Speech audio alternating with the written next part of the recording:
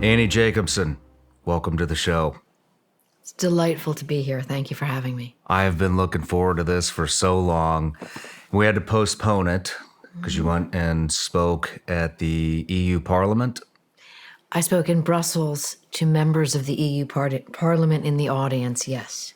Well, Yes. I think it was well worth the wait, and I think it worked out better, that we rescheduled for later because now we have more to talk about. We do. We have no shortage of things to talk about. Yeah, we could probably go on for days here, but everybody starts off with an introduction. So let me know if I'm missing anything. But Annie Jacobsen, American investigative journalist, Pulitzer Prize finalist, and New York Times bestselling author. You're an author of 7 books and best known for your book so far, Area 51, An Uncensored History of America's Top Secret Military Base. You just released your 7th book called Nuclear War, A Scenario. Write and produces television programs including Tom Clancy's Jack Ryan. Your books have been named Best of the Year and Most Anticipated by outlets including The Washington Post, USA Today, Boston Globe, Vanity Fair, Apple, and Amazon. You're a Princeton graduate and captain of the women's varsity ice hockey team, as we spoke about earlier. And you're a wife and the mother of 2 sons.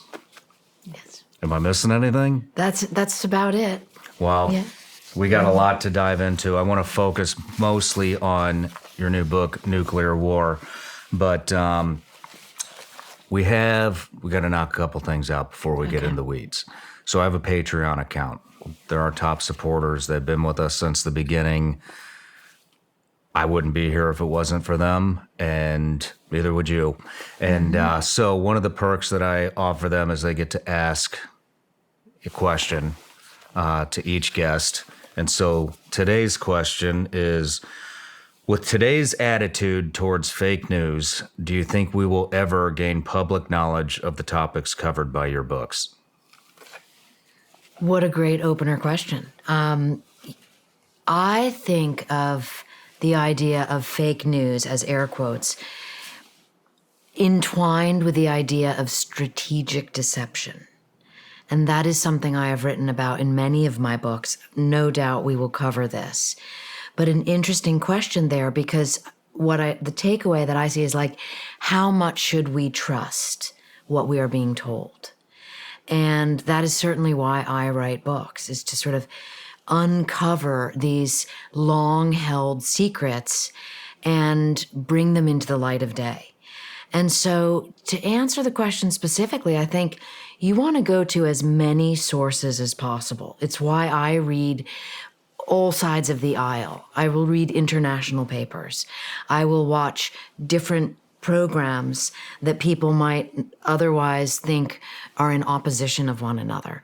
Read things on the internet, listen to the podcasts, and then come to your own opinion about things. Because that's interesting.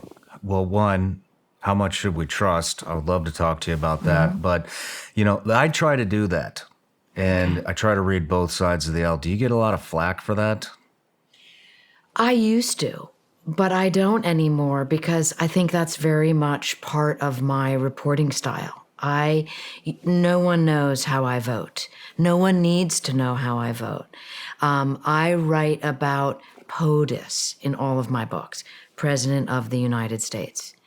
And so that keeps me in the middle, and it also allows me to have incredible conversations with all kinds of people. And that, I think, keeps me comfortable with what I'm learning because I'm learning how to make my own judgments about things. And I think America is getting savvy to that as well. Man, that's great to hear because I do that. I think people probably know which way I vote, but I don't like to make it a point of any of my discussions. I like to hear both sides. And sometimes especially when I'm critical to my own side, man, I really get a lot of flack. But, I think that's part of the problem that we're facing in the country right now is people have become, and I've talked about this several times, I think people have become they're not tied to their own ideas, values, and beliefs anymore. They're tied to their political candidate and party. And, when you do that, you're only getting what that side wants you to hear, whether you like it or not, And so it's refreshing to hear somebody that listens or pays attention to both sides and gives a bipartisan take on whatever you're reporting on. So thank you for doing that. Well, also what comes to mind is there's people talk a lot about tribalism, right? Like, and there's tribe and then there's tribal. You want to have a tribe. You want to have people that have your back. And usually those people, the tribe, the true tribe, right? They actually are perfectly fine with you having opinions. At least this is my take. My tribe is, Annie with her opinion about that, or Annie with her interest in that. They're fine with it. They might not like that or do that or think that, but that's the tribe. Tribalism is that's where I think it becomes a little bit dangerous and fraught.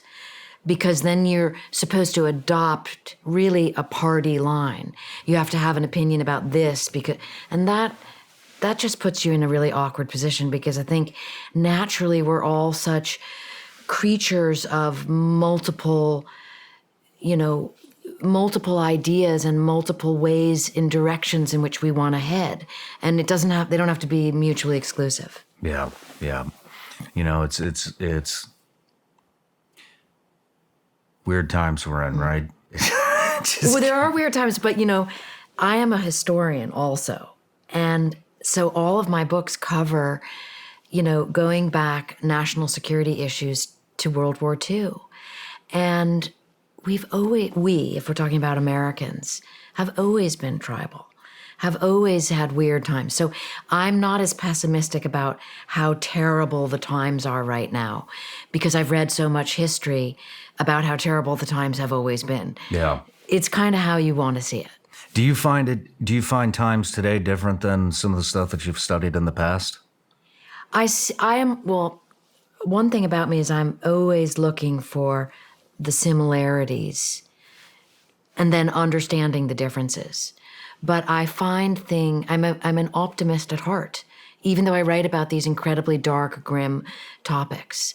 I think that, I'm a pragmatist, right? Know the facts. Don't be afraid of them. But the optimism of it all comes from being able to see, certainly as I get older, and I write more books and I learn more things and I interview more interesting people. We are more similar than different, both as people and also culturally through the different decades and generations of modern America. Interesting. You brought up how much should we trust? How do we even know what to trust anymore?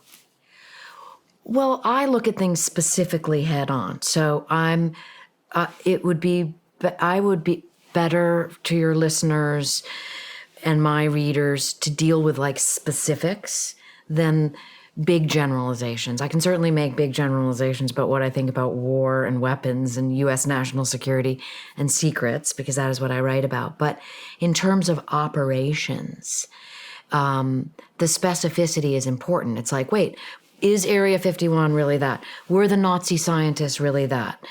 Is the DARPA program about biohybrids really that? I can speak to them specifically because I think that, again, I'm going to give you the information that I know, and then people can decide what they think. Because the takeaway is incredibly... Want me to give you an example? Yes, please. Okay. So this is the best example I can think of point of view. When I wrote a book called Operation Paperclip, which is about the Nazi scientists who came to America to build our weapons programs after World War II. So they were former Nazis.